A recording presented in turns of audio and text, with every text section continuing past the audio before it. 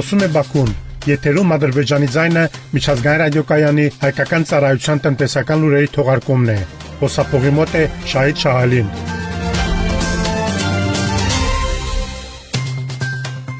Համաշխարհային փոստային միությունը Ադրբեջանի թվային զարգացման ու տրանսպորտի նախարարության եւ Ադրբեջանի տրանսպորտի եւ կապի հոլդինգի կազմում գործող Ազերփոստի հետ համատեղ մայիսին Բաքվում կանցկացնի Եվրոպայի եւ ԱՊՀ երկրների փոստային ծառայությունների ղեկավարների ֆորումը։ Միջոցառումը, որը կդառնա տարածաշրջանում փոստային ծառայությունների զարգացման կարևոր հանգրվան, կանցկացվի հաջորդ հորիզոններ՝ էլեկտրոնային առևտուր, նորարարություն եւ մատակարարման շղթայի նավիգացիայի ապագայի գերազանցության համար կարգախոսի ներքո։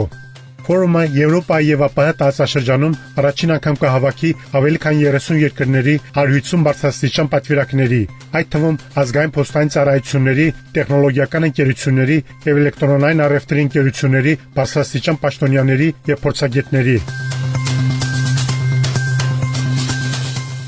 2020 թվականի նոյեմբերի 8-ին ադրբեջանական մշակույթի օրրան համարվող Շուշա քաղաքի օկուպացիայի ազատագրումից հետո այստեղ սկսվեցին լայնածավալ շինարարական աշխատանքներ։ Այսօր քաղաքը վերականգնվում է պահպանելով իր պատմական տեսքն ու մշակութային ժառանգությունը եւ կրկին ընդունում է իր բնակիչներին։ Մինչ օրս Շուշա է վերադարձել 376 ընտանիք, ընդհանուր առմամբ ավելի քան 1409 նախկին հարկադիր վերաբնակ։ Մայիսի 9-ին նախագահ Իլհամ Ալիևի մասնակցությամբ դրվել է 4-րդ բնակելի համալիրի հիմքը, որի շրջանակներում նախատեսվում է կառուցել 16 բնակելի շենք։ Համալիրի ընդհանուր մակերեսը կազմում է 62 հեկտար։ Ընդհանուր առմամբ բնակելի համալիրում նախատեսվում է կառուցել 274 բնակարան։ Բնակելի համալիրի տարածքում կստեղծվեն անհրաժեշտ սոցիալական ենթակառուցվածքներ։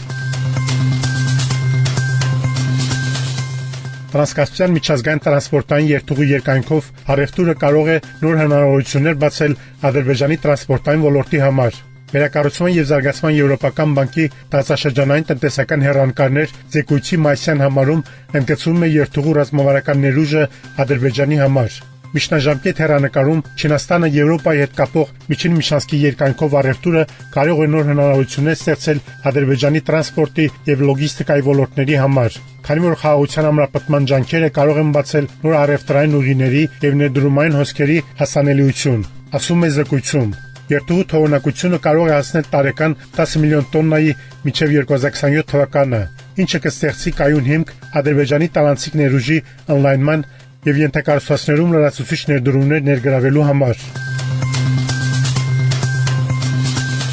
Վերակառուցման եւ զարգացման եվրոպական բանկը կանխատեսում է, որ Ադրբեջանի տնտեսական աճը 2025 թվականին կկազմի 3%, իսկ 2026-ին 2.5%։ Այս տարի աճի հիմնական շարժիչ ուժերը կմնան ոչ նավթային հատվածի զարգացումը եւ պետական ներդրումների շարունակականությունը։ Այնուամենայնիվ, բանկը ընդգծում է տնտեսական բարձր զգայունությունը նավթի եւ գազի գների տատանումների, արտաքին պահանջարկի անկման, առևտրային քաղաքականության անորոշության եւ տարածաշրջանային կարգավորման գործընթացների հնարավոր խափանումների նկատմամբ։ Դուք Բաքվից լսեցիք Ադրբեջանի ձայնը միջազգային ռադիոկայանի հայկական ծառայության տնտեսական լուրերը։